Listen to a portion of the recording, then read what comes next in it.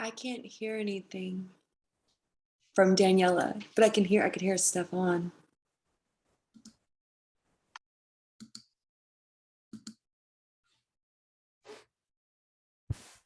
Same. I can't hear anything except for Crystal that just talked. Me either. No Daniela. Does this work? There you go. Yes. Oh, I didn't even change anything. I just went to mute and then went back to unmute. That's strange. I'm like, okay. I was talking, I was saying things, I was welcoming all of you and and then I was prompting us into a meditation. That's pretty funny. Okay, perfect. Oh yeah, I see the chat. Okay.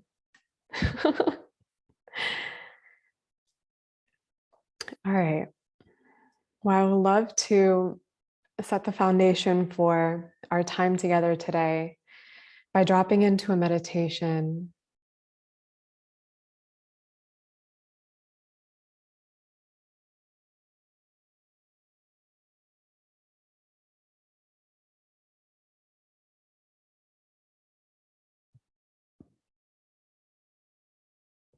And in this moment, reclaiming your energy, your focus,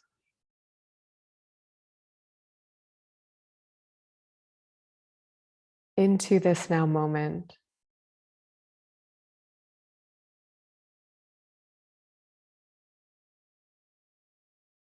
Intending here to anchor into presence.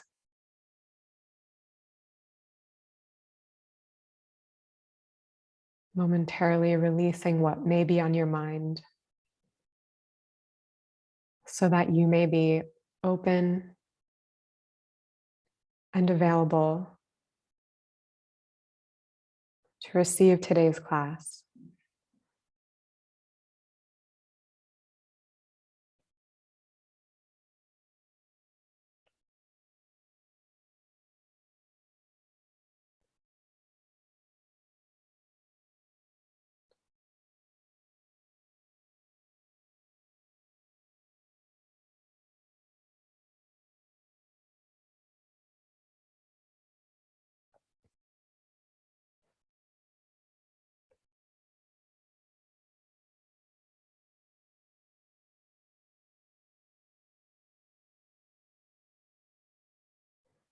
So I had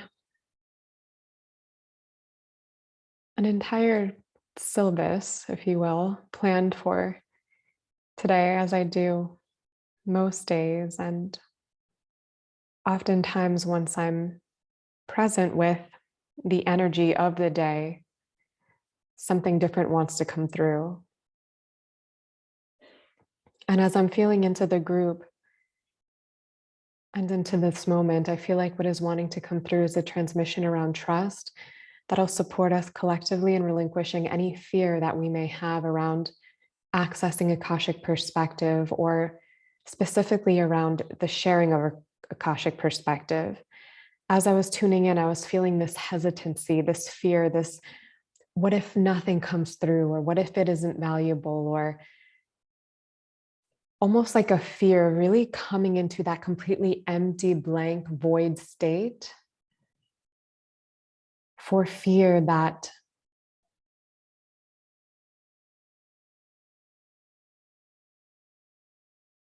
nothing incredible will come through if it's not in some way planned.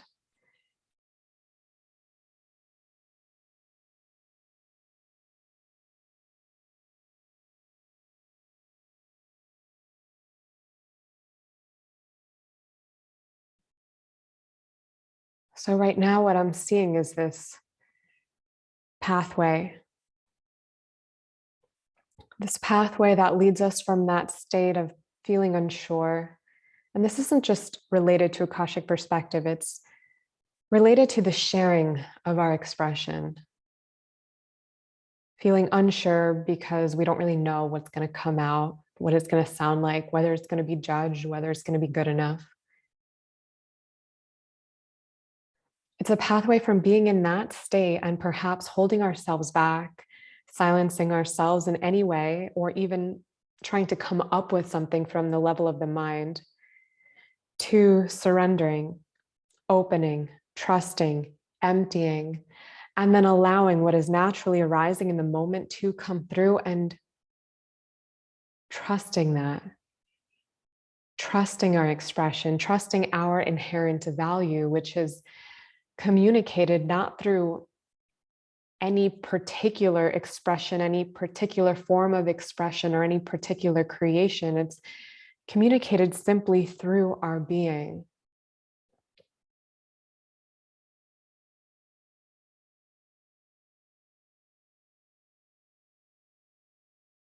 It does not need to be received any which way. It does not need to be acknowledged. The gift is in the expression. It is in the sharing of ourselves, the revealing of ourselves, the allowing ourselves to be seen as we are. It is not in trying to be seen. This emits a very different frequency, the trying to be seen. There's an inauthenticity inherent within it. It is simply an allowing to be seen without needing to mold or shape ourselves, or mold or shape what it is we're going to say, and without needing to manage how other people perceive us, what they think of us, how it is they receive what we share. The focus becomes on the authentic revealing, the authentic giving of what is within, of our gifts.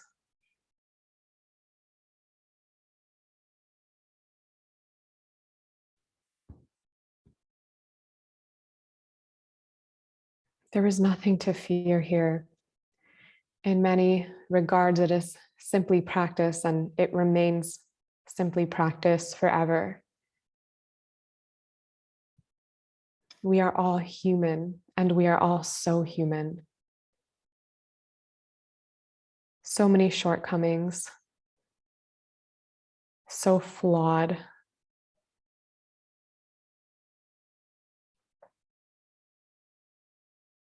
And within those shortcomings, within all those flaws, there is divine perfection, divine wholeness. There is divinity and the wisdom of divinity inherent within this.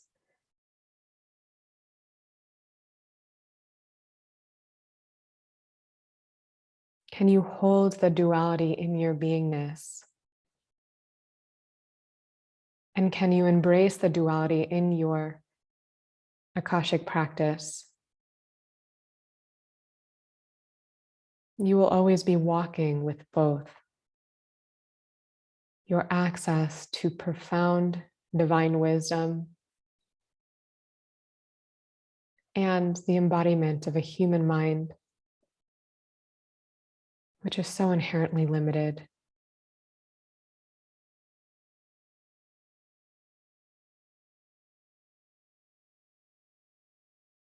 Can you walk with both and acknowledge that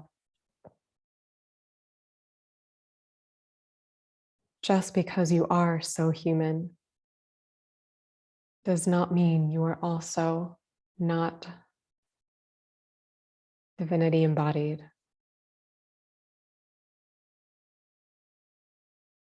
Capable of sharing, giving the gifts of the divine. We can be both and will always be both. And it's not about the eradication of our humanness. It's not about the eradication of our fear, of our hesitancy, of our doubt. When it comes to sharing our Akashic gifts,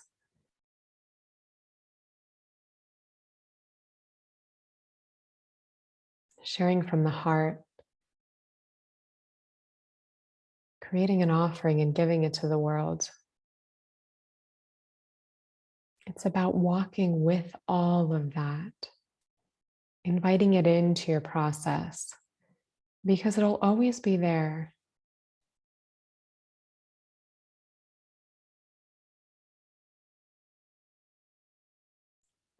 There will always be at least a smidgen of doubt, and this is healthy.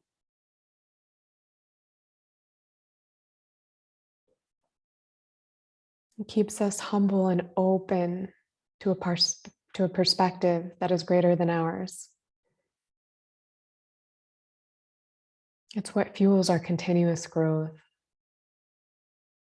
And it's what allows us to be honest and truthful in our work.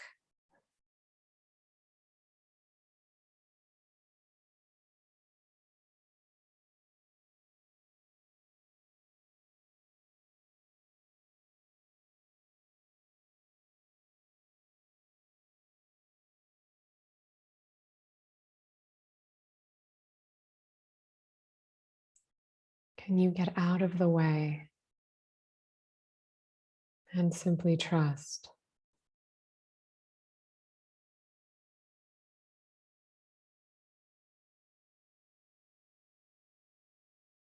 The obstructions to the sharing of our gifts, the sharing of our Akashic practice,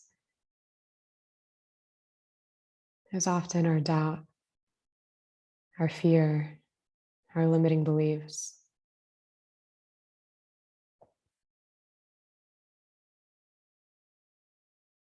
And yet we do not have to eradicate these things to be able to share. We have to learn how to share with them, learn how to walk with them, because they will always be here.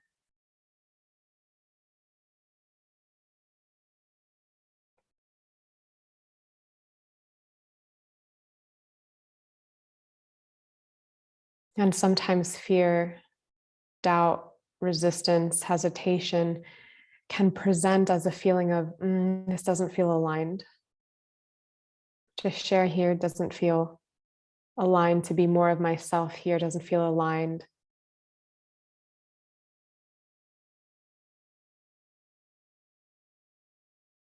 Yet know that it is always aligned for you to be you. And these fears can be very persuasive in their perspectives. But their perspectives are not inherently true. And ultimately, you are the parent consciousness, meaning the consciousness that gets to choose, direct, guide the other aspects of you. You have all these parts of you that believe all these different things, that have all these different feelings, intentions, objectives.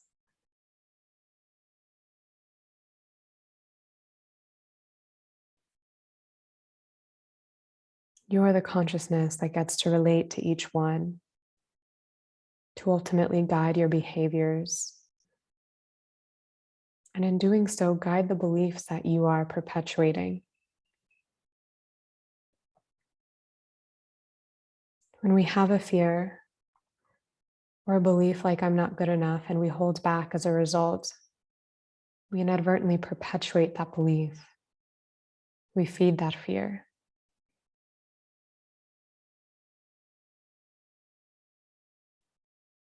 And when we choose to move forward and do the thing that we wanted to do before we had the fear or the thought of I'm not good enough,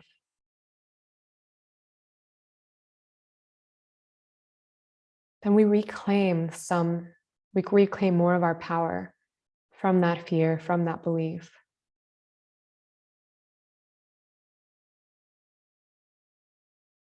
And the more we reclaim our power, it doesn't mean the fear, the belief goes away. It just has less power. It no longer rules us, dictates our behaviors. We dictate our behaviors. And we don't only move forward when fear or doubt is not there.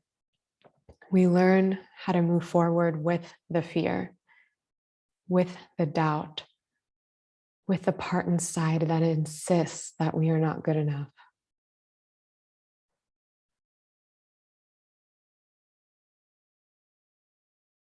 And if we are seeking validation, acknowledgement from the world that we are good enough, that we should move forward,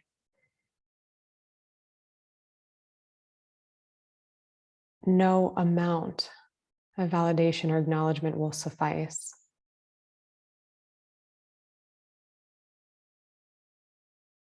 Because the only acknowledgement and validation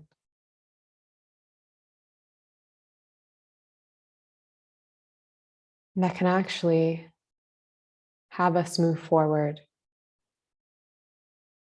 in a consistent and aligned way is our own.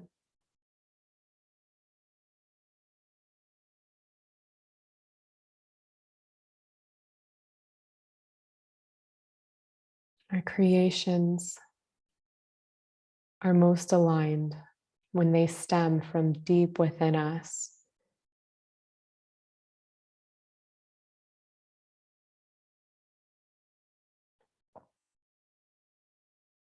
When they stem deep from within us, they are gifts. They are gifts to ourselves and to all.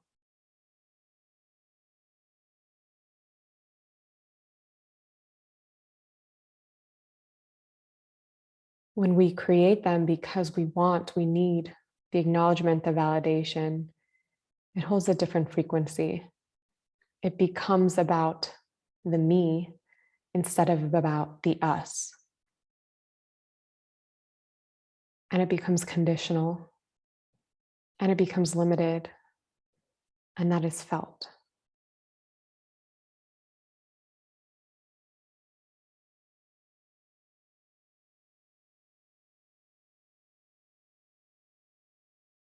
So how can you rest in this moment, in the acknowledgement of the inherent completeness of your gifts, of who you are, of what it is that you have to share, not needing them to be any better before they are giving, but instead trusting their inherent value as they are.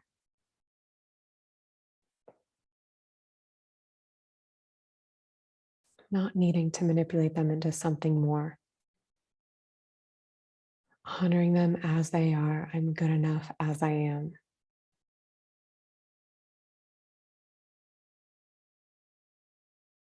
There is nothing within me that needs to be improved.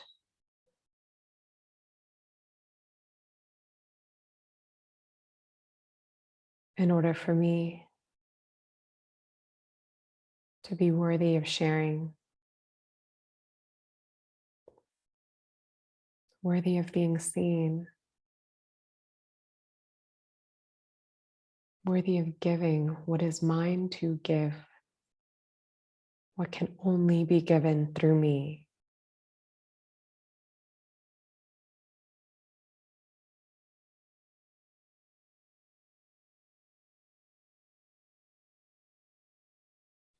I am one with the stream of divine brilliance and perfection. I trust in the stream that is so much greater than me. And I know that all of my sharings and all of my gifts are one with this stream. I trust the inspiration that arises within me.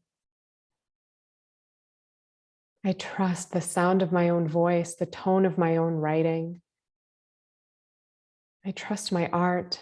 I trust my music. I trust my masterpieces.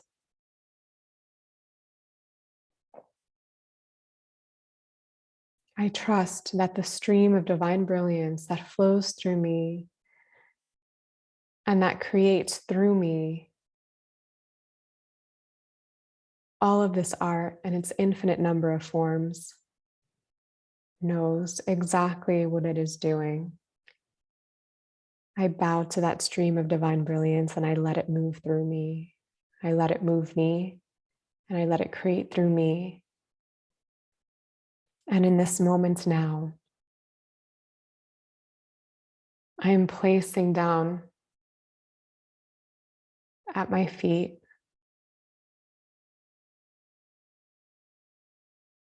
the belief that I need to stop or hold back or not do it because there's fear, because there's doubt, because there's hesitation. I vow in this moment to walk with fear, to walk with doubt,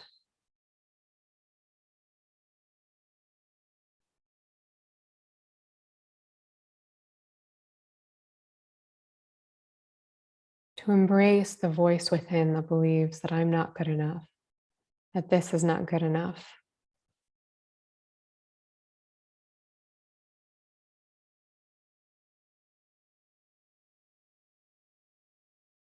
And know that in the eyes of the divine, it is always good enough. It is magnificent. It is perfect. It is so worthy of celebration. It is unconditionally loved.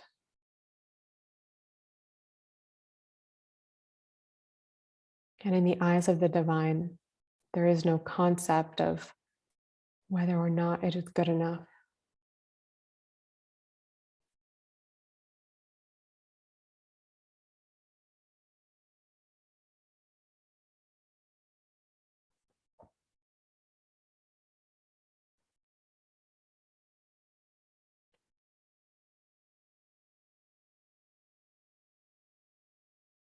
Allow yourself in this moment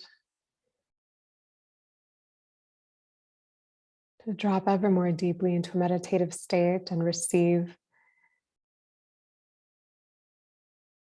the energetic transmissions that will support you in ways unique to you, relevant to the transmission that has been shared.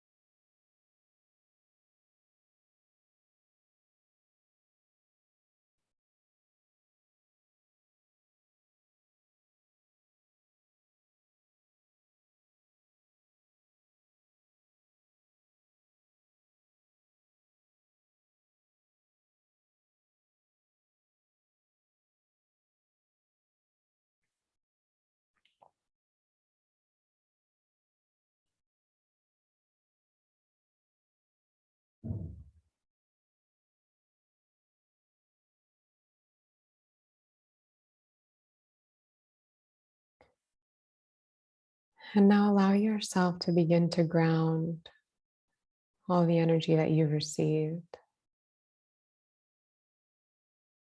integrating it into your body and into your reality.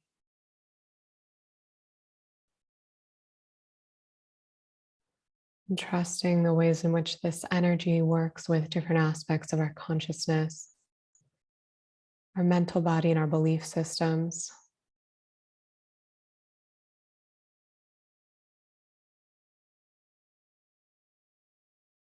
And our emotional body.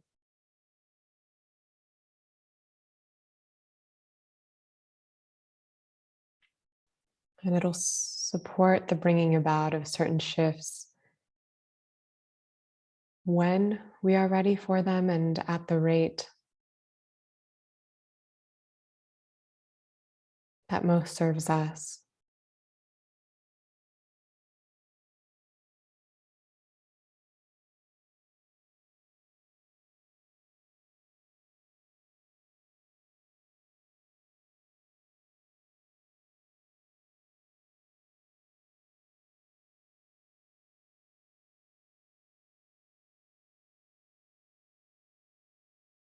And collectively, we are emerging into all of our good enoughness, our trust in our creative expression, and the freedom that we allow ourselves to be who and how we are, fully expressed, seen, sharing our gifts.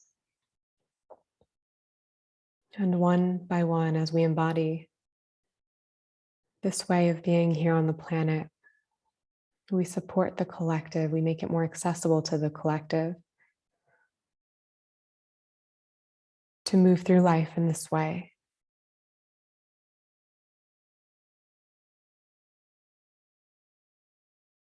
Everything that is transformed within your own consciousness supports the transformation of the collective consciousness. And this is one of our greatest gifts, our greatest service to humanity.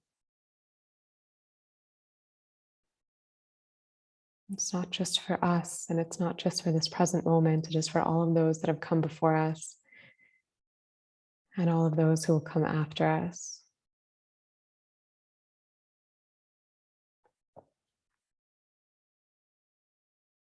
It has impact on all.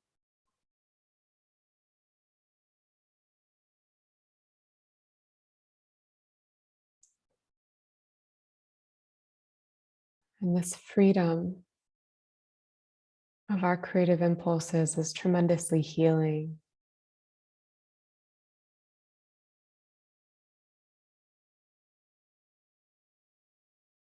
On a very basic level, it can bring forth feelings of vitality, of energy.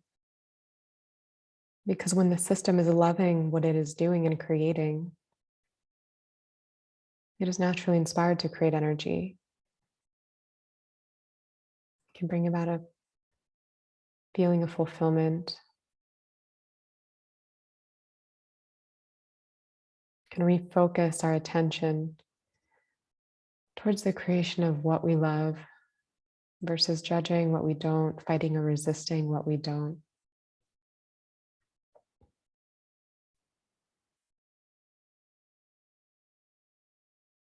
It directs our life force energy into creative and life affirming ways.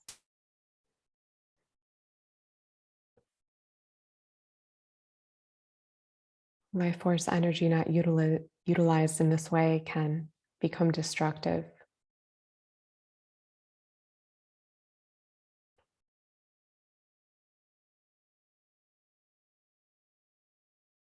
Destructives in ways that are not of our preference.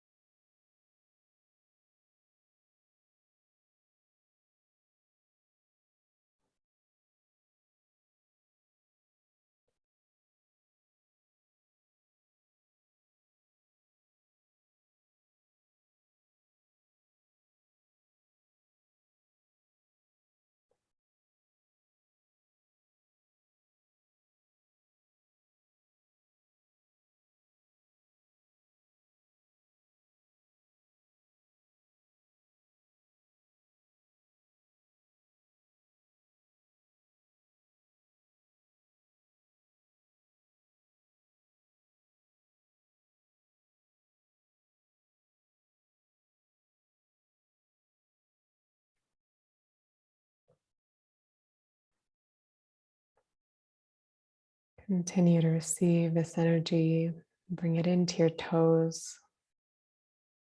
throughout the entirety of your body and being.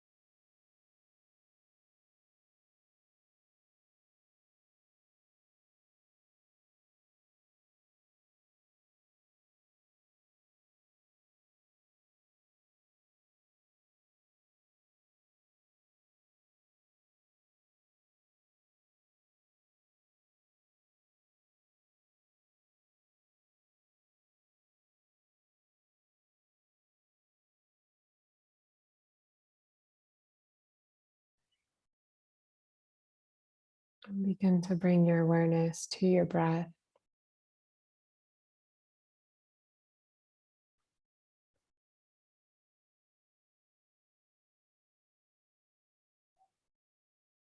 Feeling your consciousness ground.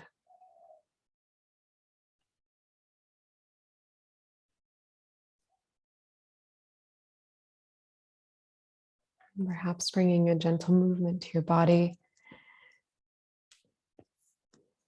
Whatever feels inspiring.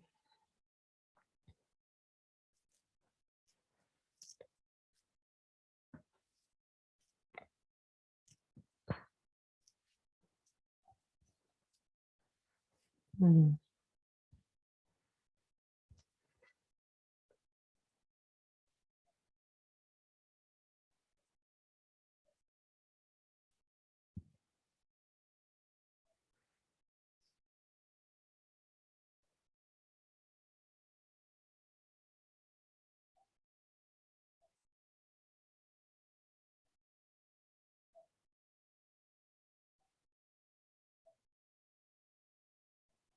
You're welcome to remain in that state for as long as you'd like.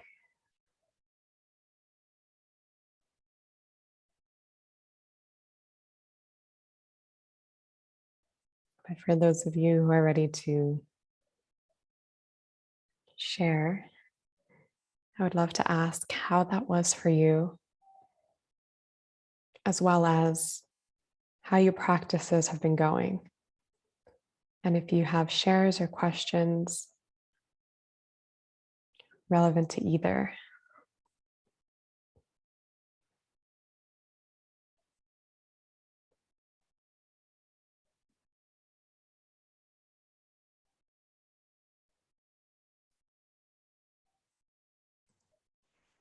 Well, I think I've decided not to be shy here.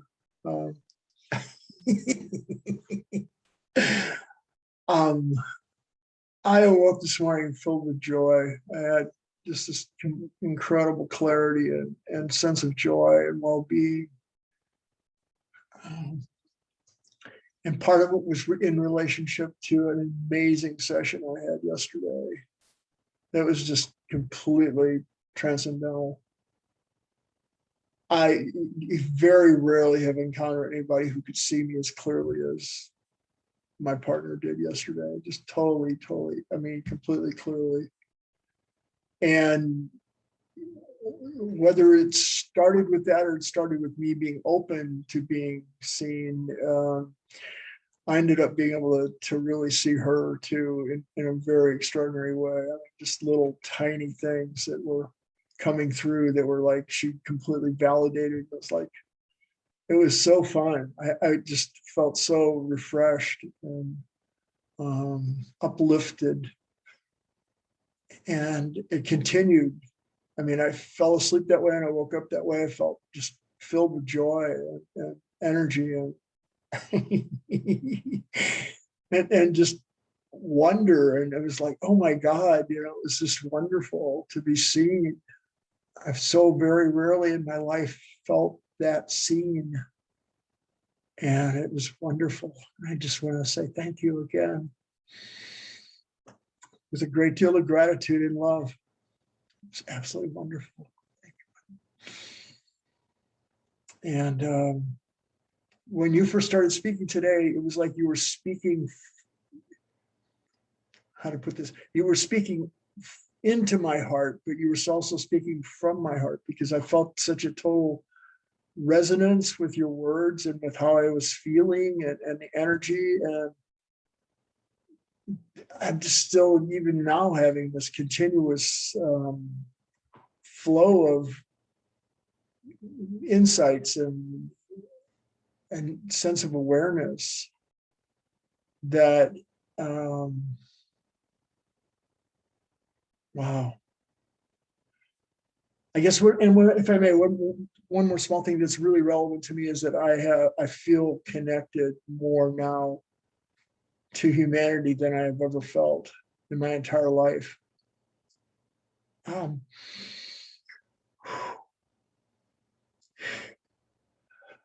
I became very aware of there being this chain of beingness that is just eternal, and that I'm a part of that. I'm aware of being a part of a chain of people or spirits or energies that are uplifting and illuminating, and that I don't know, it just really erased a lot of old fears and a lot of old pain. It just was eased, and wow, it was really it was wonderful. And so today you really solidified, let's say solidified it even more. I just, it feels joyous. Even though I'm starting to cry, it feels so wonderful. It just feels so wonderful to, I guess the biggest piece is that I don't feel alone anymore. I mean, so totally existentially alone. You know, I feel a huge connection, and it's really wonderful.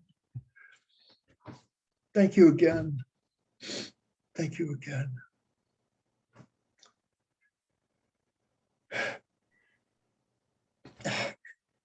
Wow.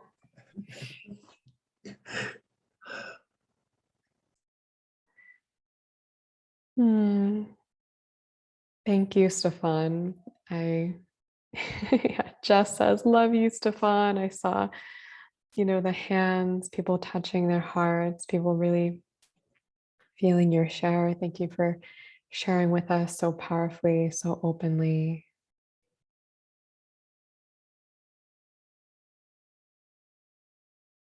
Celebrating that you're having this experience, that you're feeling seen, that you're feeling connected to humanity. Hmm.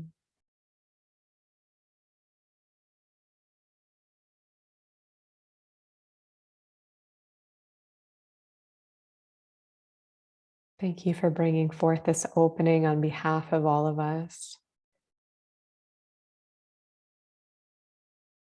Thank you for trusting. Thank you for sharing. Thank you for being you and all the beautiful work that you've been doing and are doing. Yeah, thank you, Stefan. Hmm.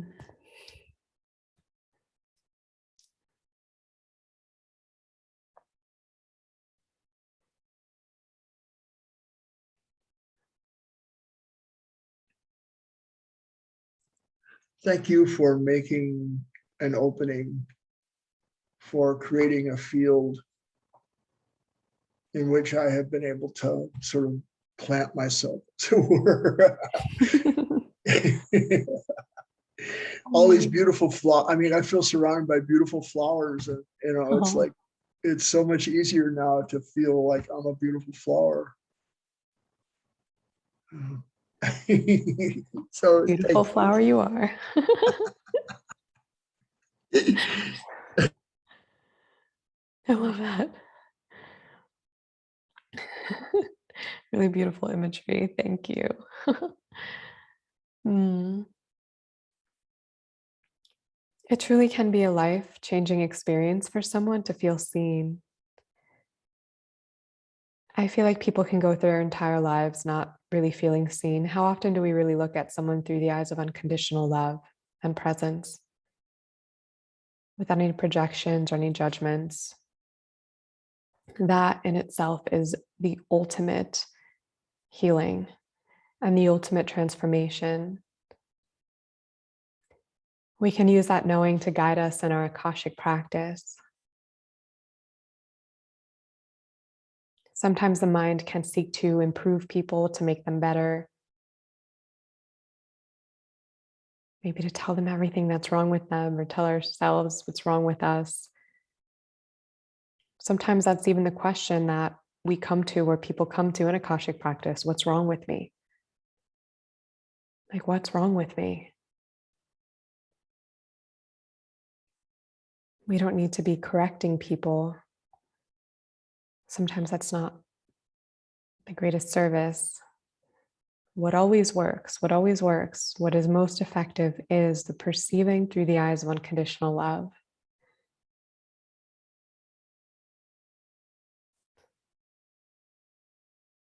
The true deep acceptance of someone as they are.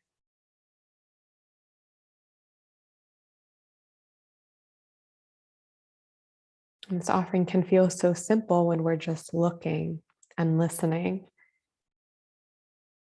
Yet it can truly be so deep, so profound, so transformative. Thank you for sharing, Stefan.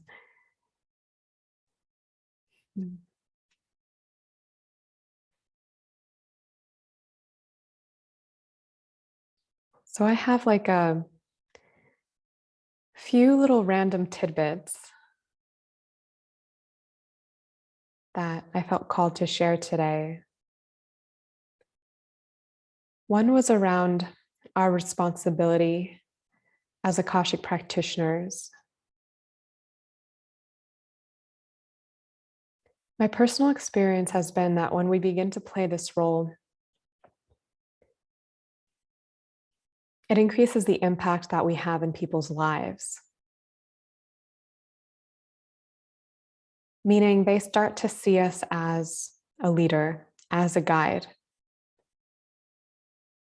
They start to see our inner human as a leader, as a guide, not just us as an Akashic practitioner. It can be an experience. The sharing of an Akashic reading can be an experience for someone that is deeply touching. And it opens people and they trust us. So this is important to become aware of the way it can increase the impact we can have on people's lives. Because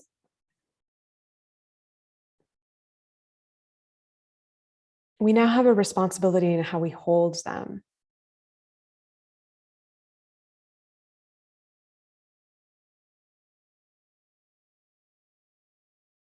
Certain things that we do, even if we don't mean to, can trigger them more deeply, can upset them more deeply. We become the field for that stuff to come up. Does that make sense? And you really never know what's going to come up. The deeper I dive into this work, the more that I witness firsthand how deeply hurt, how traumatized humanity has been relationally. And of course, if you look upon our history and also what is happening presently, and the fact that we do have crime and murders and theft and rape, and that we've had genocides and wars, of course, we are relationally traumatized. And each and every one of us has our own unique story with that ancestrally, we are carrying things from our own lives, from how our parents related to us, how the kids in school treated us. We have our own experiences, our own traumas, everybody does. And sometimes what can come up for people can feel really unreasonable, or it can feel really hurtful towards us. And there may be the temptation to defend, to become defensive, or to make someone else wrong for how they are responding, relating to us.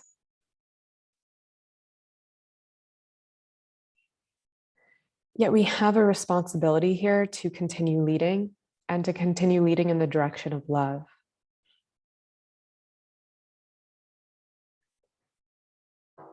So the more that we share this work, the more important it becomes to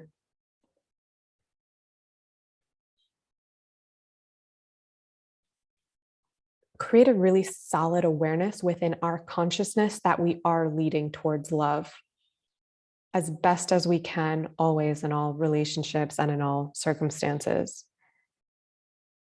And when we know that, when that is our drishti, that is our intention, it becomes a lot easier to navigate these things that may come up where we're just like, what? This is unfair. This isn't right. How dare you behave this way? This isn't mine to hold. Like, whatever the story of our ego may be, continuing to hold that being, that circumstance with grace, and continuing to walk the path of love, knowing that it is not personal, and that we can set boundaries, all the boundaries that would be most supportive for this relational dynamic, and these boundaries can be set with love. It's really important to remain so clear in how it is we are relating to people and why. Sometimes we can set a boundary, but it can come from like this place of like, ugh, like almost like that's looking down on someone, like that energy. Maybe even like wanting to hurt someone by abandoning them. So even in the setting of our boundaries, may they be so clear. And this can require a lot of internal emotional processing for ourselves. Because when emotions are high, when we're triggered, when our nervous system is activated,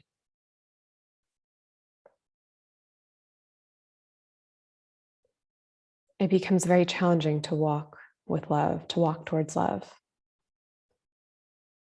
So we also have to learn how to regulate our own nervous system, learn how to open our hearts to compassion in moments when it is most challenging.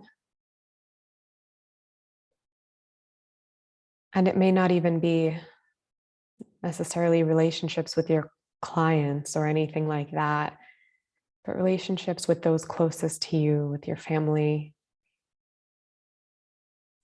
where things can come up and where you may be seen, perceived as a leader. if you're the leader and you judge someone and you reject someone, that hits, that lands in a different way. If people see you as a leader and you lose your cool, that touches differently. It's like sometimes the way that I experience it is it's such a fine line to walk. When someone sees you and as a Akashic practitioner and they think that you're a spiritual leader and that you're perceiving so many things and you're so psychic and you know all these things, then if you judge them, or if your human does something, responds, reacts in a certain way, it hits deeper. So by stepping into this role, we step into a certain level of responsibility, not just to our clients and those that we share with, but everybody and all of our relations. So I wanted to speak to that. And I also wanted to speak to becoming an empowered empath. This practice can make us more and more and more sensitive. And the sensitivity, the empathy, the psychic awareness just opens and opens and opens. And for me personally, there have been times where it's very challenging for me to differentiate between me and others because I'm just feeling others so deeply. And we can use this as a gift, as a superpower, or we can use this in ways that are very disempowering. And I've done both. So I want to share with you a bit about my experience. As a disempowered empath, I have gone into perhaps certain relational fields that feel a certain way. Maybe there's a lot of judgment or a lot of hostility. And then felt that within me and allowed that to become me. I've had experiences as an empath where I spend time with someone who perhaps is very, very, very judgmental and is very rigid and has very high expectations. And then through the spending time with them, become more like that. Do you guys know what I'm talking about when I say that? Like, it's like we can pick up on people's traits. And when we're so empathic, it is natural to do so. Yet, we don't necessarily want to pick up on their traits. The empathy is actually, it's a divine gift. And here's how it's a gift. We can feel that stuff. And in feeling it, we touch upon it, yet we do not become like it. We actually transmute it. We need to remain so present and aware of what is in our field. And when I say what is in our field, I mean, what are our thoughts? What are we thinking? What are we feeling? How are we relating to people? What's coming up for us? And where's this coming from? So as we're aware of our field and aware of all of that, we can see when we're starting to pick up certain ways of being. And instead of believing our thoughts and believing our emotions, we can begin to transmute it. Like, okay, in the example I just gave, I'm feeling judgmental. I'm feeling rigid. I'm experiencing this. Our thoughts present as very believable. Yet we need to have the ability to observe our thoughts, to observe what is occurring within our field and become the transmutational power that can actually work through it and can lead ourselves. So we lead ourselves back towards love, despite what may be arising in our field. And a term I've used consistently throughout the iterations of this training is to become the tuning fork. The disempowered empath just attunes to the frequencies around. The empowered empath takes all of those frequencies, is aware of them, maybe even feels them, yet through their own power becomes the tuning fork that the other frequencies get to attune to. Yet this requires that we remain in our power. Presently, it is so common for humanity in general, when we feel attacked, when someone throws all this negative energy at us, when they're angry, when they're blaming us, when this stuff comes up, it's very common that we attune to that frequency, that we attune to that way of relating. And as an empath, when we're feeling everything in our own body, when our nervous system is feeling their nervous system, it's very common to come into that state. Yet how can we come into, because as empaths, if someone's nervous system is like, we're going to feel it. How can we become masters at regulating our own nervous system, at creating a boundary, and then becoming our own tuning fork and allowing the person, the people, the collective to attune, to calibrate to us, instead of calibrating to the collective? When I look to the world, I feel like this is what, in many ways, the world is asking for and the world needs. We need more leaders. Because look at where our leaders are leading us. Is that really where we want to be going?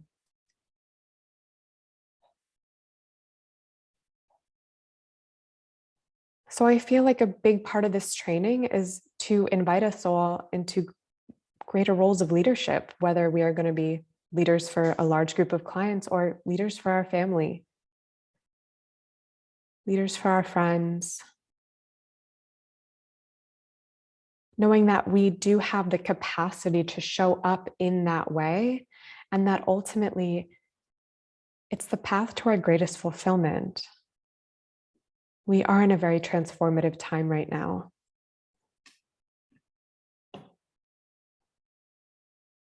Just looking at the chat.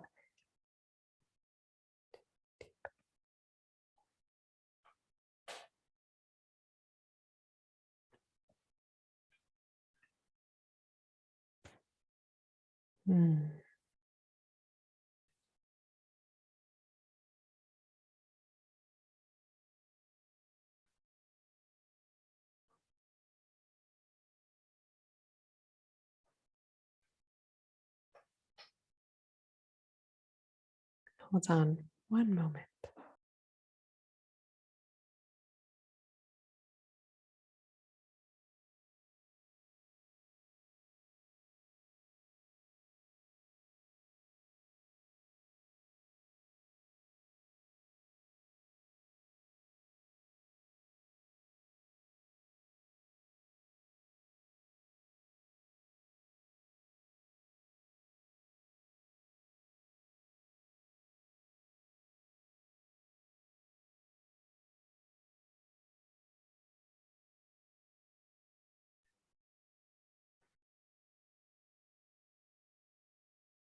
Okay, I just had to see what was going on in the space. Does that make sense to everybody? Because as you deepen in this work, you will become more sensitive. I feel like our capacity to feel people becomes deeper. And for me personally, it's been incredibly challenging to become aware of the depth and the power of the darkness that's here on the planet at this time. And in working with people, being faced with that in a way that I've never really had to face it in my personal life. So also knowing that the darkness has a tendency to, it can consume us in a sense. Yet we have to become aware. We have to also really become aware of the tactics of the darkness,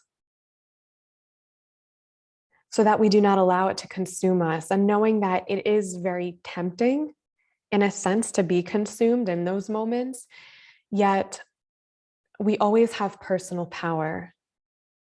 to shine our light amidst it, to accept it, to embrace it, to love it, to be okay with it.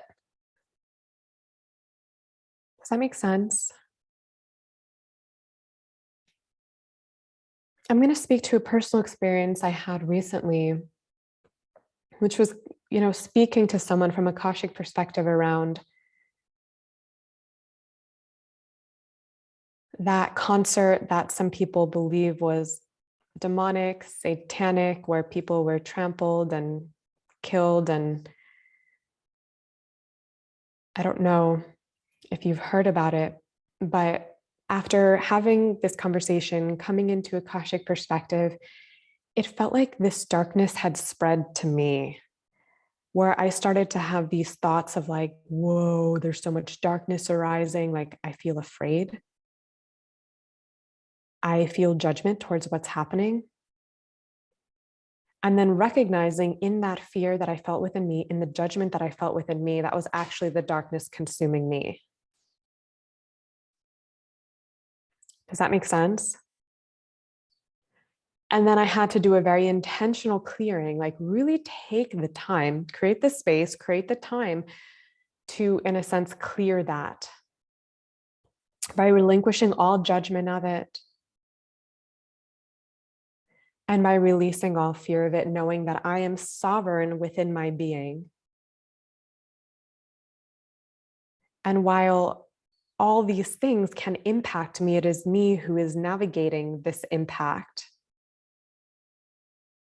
Does that make sense? Like, they say like people can't hurt you. Their anger can't hurt you. It's like, well, it's always going to impact you, but you get to relate to how it impacts you. And you get to relate to that hurt that arises for you. And ultimately, you are the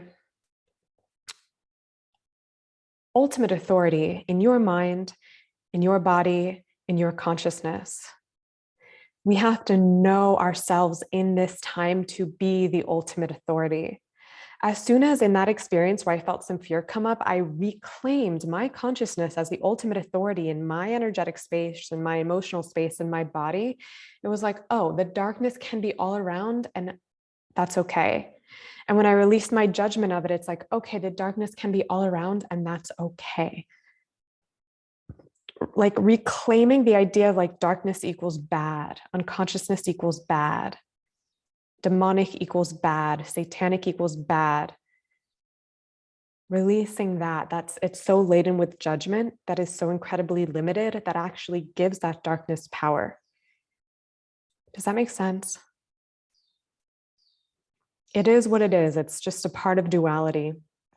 And in Akashic work, some of our readings will feel very love and light, and some of them get dark. You are exploring people's darkness. And it gets dark, and it gets even darker than that. Yet we're quick to hold it. We compromise our holding of it when we come into fear and when we come into judgment. We can clear that at any moment, and I feel like a really good place to practice is just with the world at large. And starting to become aware of the way in which our frequency shifts, the way in which our access to our personal power changes according to certain energies, beliefs, things that we read.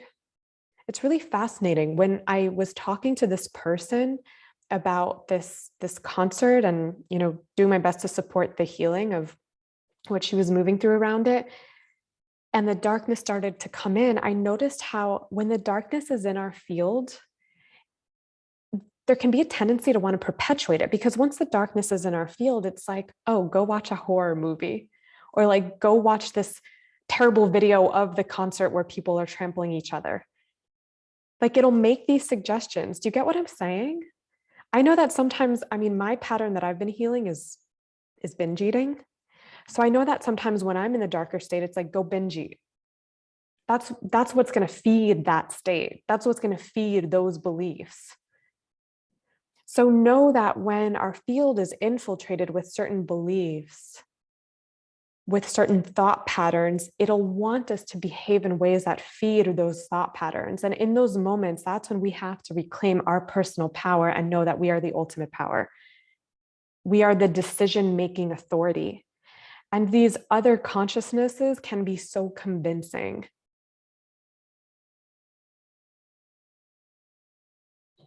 Does that make sense? It's like when you're trying to do a parasite cleanse and everything inside of you is like, like I just want to do everything that's going to feed the parasites. I don't know if any of you have had that experience. I had like gnarly parasite infections that I've had to clear, and it can be semi-insane. It can feel insane. And in those moments, we like, got to reclaim our power. And I feel that it's the same, not only in this work, but just in the world at large, what's coming up right now. Continuously be aware of what's in our field and learn how to relate to it all in a really empowering way, and be continuously clearing it, knowing that we have that transmutational power. But that power comes from our heart. We can't judge it away. We can't resist it away. We definitely can't avoid it away. We can't sometimes people try to love and light it away in a way that is like rejecting of it or avoiding of it or denying of it. That doesn't work. We love and light it away by like embracing it, accepting it, and not allowing it to consume us. And when we embrace it, instead of it consuming us, we transmute it. Does that make sense?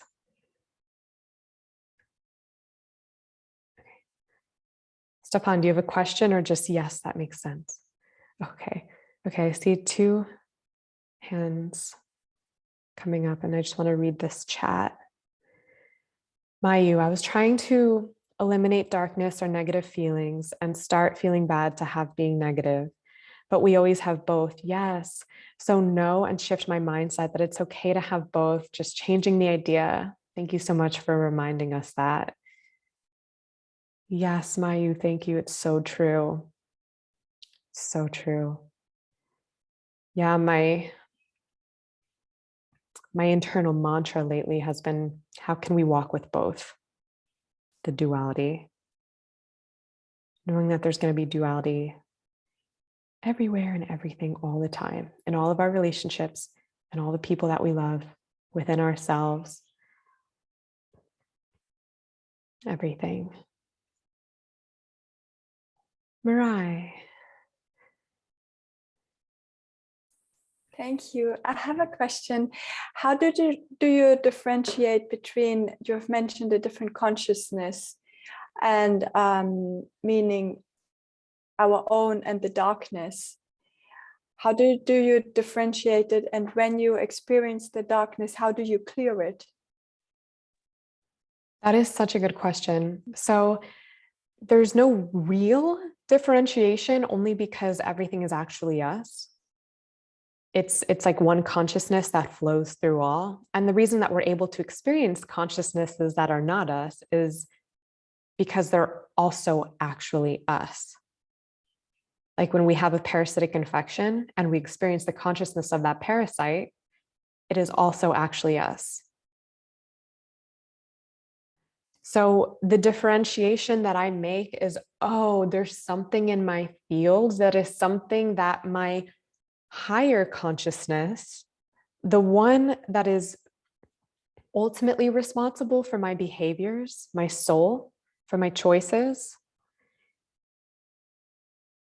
is not wanting to perpetuate this, is not wanting to feed this, is not wanting to become this. And there's very much a difference between the me that I call me, which is in a place of love, of compassion, of peace. It feels like home. Do you guys know what I'm talking to when I say that? When you're in a state and it feels like home, you're relating to people and you just love them as they are. And there's peace in your nervous system. And there's trust in life. And there's acceptance of what is. That is what I call me. And then that is what I call home. And I know when I'm in something other than that, that it's an opportunity to clear. And I can feel it in the thoughts that I think or in the emotions that I feel. And for me, there are many different forms of clearing. It feels like every experience requires something different. Sometimes I really need to come into acceptance of what it is that's in my field. Sometimes a really good breathwork session. Lately, I've gotten into hape, which is an indigenous medicine that's tobacco up the nose, and it really grounds me. I like doing cardio workouts, connecting with nature, doing self-Akashic record readings. But ultimately, whatever it is that's going to calm my nervous system, because I've noticed that I require a calmer nervous system in order to access my personal power. Like when I'm super like, my nervous system is like that, an illusion arises that I don't have access to my personal power.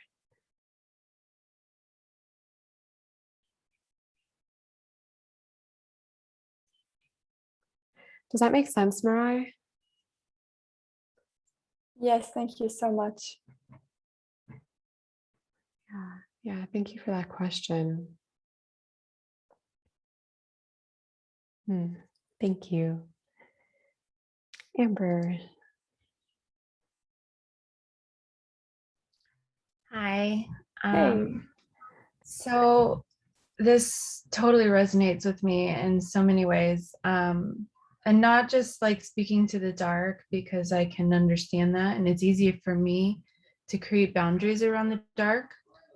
What I'm curious about is because, and sorry, my son is sick, so he's watching a film in the background. So sorry if there's the noise in the back, but he's 5.5, he's almost 6 now. And like, and I experience this with almost everyone I work with, but I have a tendency to pick up their energy so like easily. Like I don't know, it's like I'm just in their field.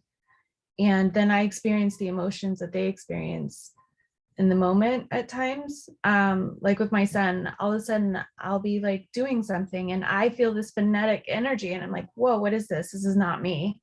And then I realize it's my son. I'm like experiencing, he's like wanting to go over here and do this. And now he wants to go and do this. And I'm like, I have to like center myself. And I know there's like, I work with Reiki, and I know there's like the raccoon symbol that I can use to help me kind of separate my energy from them. So I don't know where this question is like going, but I guess I'm just kind of curious, because even when I first started practicing like massage, and I wasn't aware of the energy thing, like someone had an ailment and I felt it in my body. I know now how to create boundaries around the physical aspect of that, but when I'm feeling the emotions, it sometimes takes me a minute to understand that this is not my emotion and that this is somebody else. I guess my question might be is, how do you create that sense of oneness, and how do you like come back in, or when you're in the reading and you don't necessarily want to pick up that emotion or that feeling, but you want to stay connected to the source so that you can give a clear, concise reading. How do you like keep that separate?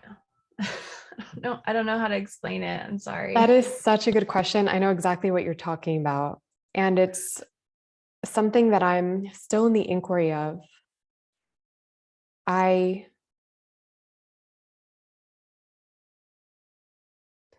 It's interesting. Sometimes I feel like I'm not the best teacher for boundaries, because ever since I was a little girl, I experienced more the oneness. But I feel like I'm probably a great teacher for people who also experience the world in that way.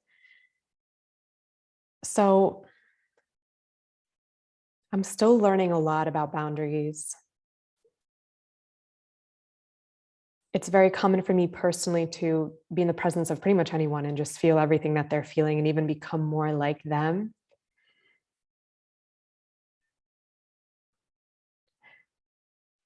I know that anytime we resist or fear something, we inadvertently become a vibrational match to it.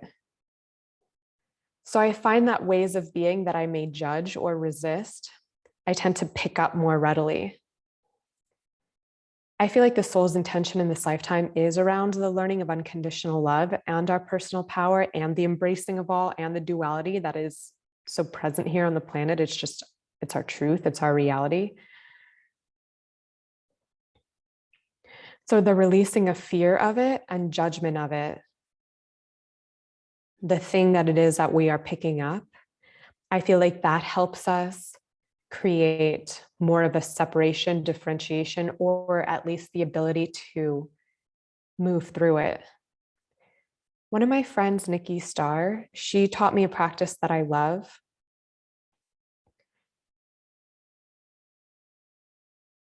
And her practice goes like this. I am Daniela Gill. You are so-and-so. Creating a differentiation. I am wearing this purple jumpsuit. You are wearing that white dress. And when you say you, it can be to one person, like it can be to your son if you're picking up your son's energy, or to everybody, or to a group. And then she goes, I bring home all of my energy back to me. I give all of your energy back to you. I ground into the earth and I receive all of my own light. And she does this 3 times in a row, and I have found it to be so effective. So our consciousness is incredibly powerful, and it's managing, directing, guiding energy. So we can give the energy back, bring back all of our energy to us. And then it helps to receive the light and ground into the earth. So Daniela says, I've been using this and it is amazing. I told my daughter also, and it is really helping her navigate. Yes. Yeah, I'm going to send all of you the words to that practice so that you have it. I've noticed that it brings forth an automatic breath. Like as I'm doing it, I don't have to think about breathing at any time. It happens automatically. And I know that it's the same for Nikki Starr when she does it. So I love that practice. Sometimes alone time or time in nature helps me. Even just a few moments can help me really reset. I use the power of imagination a lot. So if I know that I only have 2 minutes and I know that I've just been picking up so many people's stuff, just like maybe go outside, put hands on the grass and visualize a light clearing and healing. And yesterday I was at ecstatic dance and I felt like I was picking up all sorts of wonky energies. So I just closed my eyes and danced, and I just imagined like the purity of love moving through me and clearing all those energies. And within 2 minutes, I was in a completely different state. It really doesn't take long. Our imagination has power. So work with that power. I feel like our imagination is one of the greatest powers that we underestimate the most and that we don't use, but it's proven. I know Joe Dispenza talks about how he healed. They said he was never going to walk again because of an accident that he'd been in. And he healed through the power of his imagination, and he healed through at a miraculous rate where doctors were like, what? I think I read a part of his book, and I don't remember the details exactly, but I think it was just 30 minutes a day of imagining the healing, the perfection of his spine. That's all it took to heal at a miraculous rate. You can clear your energy through your own imagination, because your own imagination is what creates. This world was birthed into existence through God's imagination, which is one with our imagination. We are extensions of God and we're one with God. So we can use our imaginations to clear our fields, to transmute whatever's presently in our field, to create boundaries. Yeah. Does that answer your question, Amber? Yeah, that, I mean, it helps for sure. I think that's just some more things that I can really work with and play with on my own and see what works for me, because I've been playing with boundaries for a while now and trying to figure out like how to differentiate my energy from other people's, because I don't know, I just pick it up so easily, and I just and maybe this is why I'm not I haven't been as active, socially, because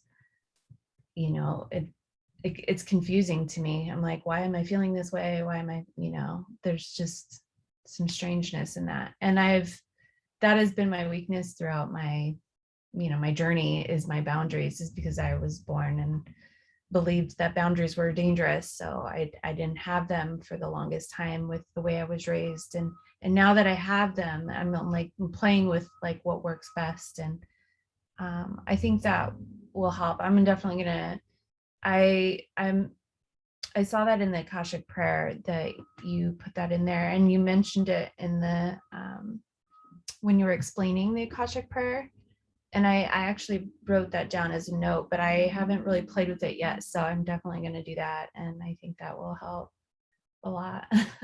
Yeah. Thank you. Yeah, as you were speaking, I was thinking that perhaps it may be more empowering for you not to call energy your energy and someone else's energy, because at the end of the day, it's all our energy. Okay. Perhaps you can think of it as, what energy do I prefer to be in? And am I in that energy now? It's like, oh, I'm feeling kind of like erratic and all over the place and jumpy. Okay, I'm going to consciously create a different experience for myself. And practicing using that power, because it's a practice. We don't know that we're that powerful. We don't know that we can shift our states. So we need to practice it. And little by little, we reclaim more and more and more of our power. We also are working against, or working with our minds. Our mind has like these neural pathways in place where we have these habits. And for me personally, like my upbringing, my environment was very like, ah. So I had pathways of like, ah. And it took some time to continuously call back my power to me over and over and over again to create new neural pathways where I wasn't like freaking out all the time. So also knowing that if we have these habits, these patterns, we're going to become more susceptible to having them activated in the presence of others that have that same pathway. Does that make sense? Yeah. And it's not that it's not ours, it's that it's not the experience of our preference, and that we are heading towards creating an internal state for us that is perhaps more in peace, more in presence, and then noticing when we're not in that, when we've strayed from that, also becoming aware of the parts of ourselves that just want to continue in that route. Like sometimes when I feel super scattered, all of a sudden it's like I start scrolling social media. It's like, well, how's that going to help? It's like I become scattered, and then suddenly the part of me that's scattered, that is in my field, wants me to do more things that are going to scatter me even more. So know that that is what occurs, because everything that is seeks to survive. Even if it's like sadness or scatteredness, lack of presence, it seeks to perpetuate itself. So that's where we have to reclaim our power and direct and guide ourselves in new ways. Okay. Thank you. Yeah, thank you, Amber. Kathleen.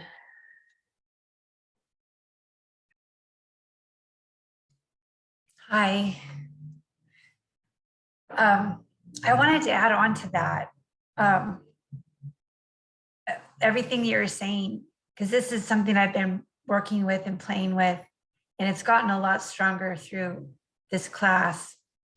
But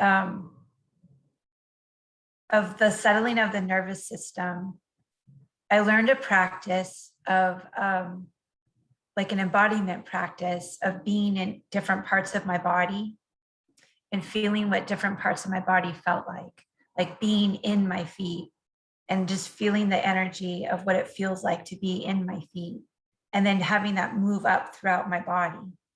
And it's something I've been doing. I've been working with it for a couple of years, but more recently, it's been the energy centers, the chakra centers have gotten a lot stronger. Just, and the way I would describe it is the signature of that energy, the feeling of that energy has a signature. And it has a certain feel that now I've gotten super attuned to. And I'll practice this daily. Usually in the middle of the night, when I wake up in the middle of the night, I'll just sit up and meditate and just feel into all of those parts and all of those energies. So it becomes very automatic. Like I can do it pretty quick now. And then when I'm encountering other people's energies or other energies, just other energies, I could feel what they feel like.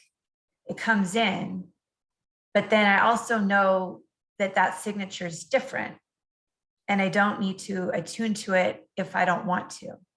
I could attune to it, but I don't need to. I could feel it for what it is and then let it move through and just let it go. So everything you're saying, Daniela, of just like having the practice or finding the thing, I really think for me, I agree with that. It's been a practice and it's been developing of knowing what these signatures feel like.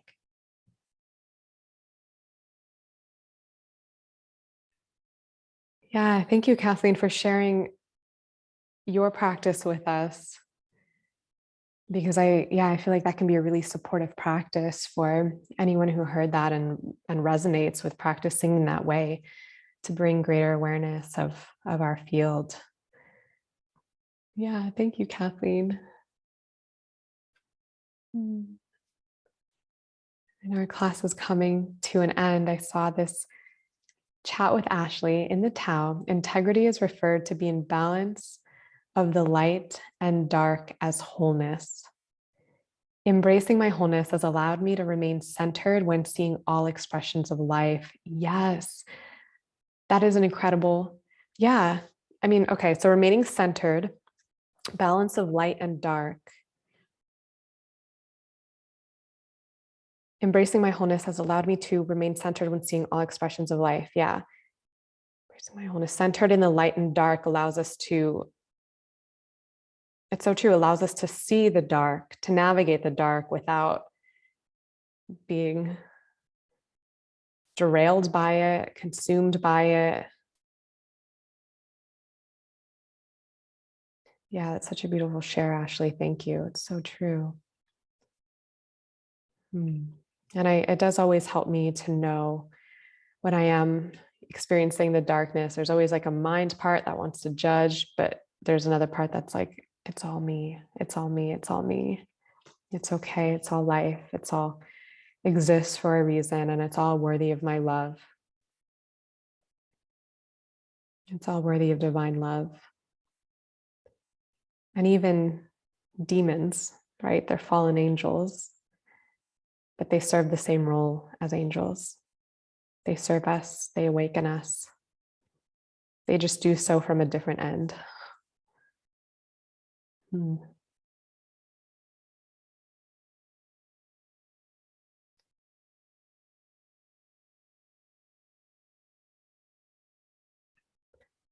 Lynn asks, why did they fall? I think they fell when we separated. Because when we separated, we gave rise to duality. But I don't know why they fell. I'm sure there's an entire story behind it that I know nothing about. Probably Google it.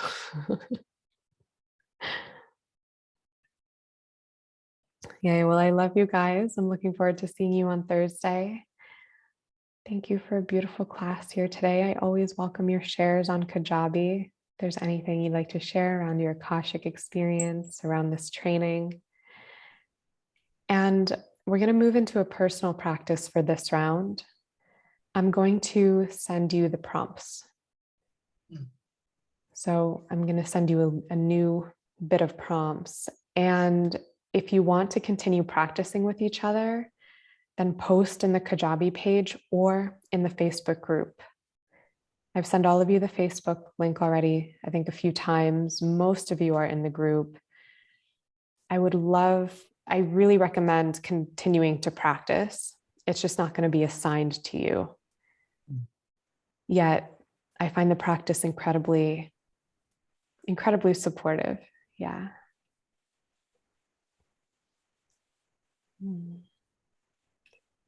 Stefan, was there something you wanted to say?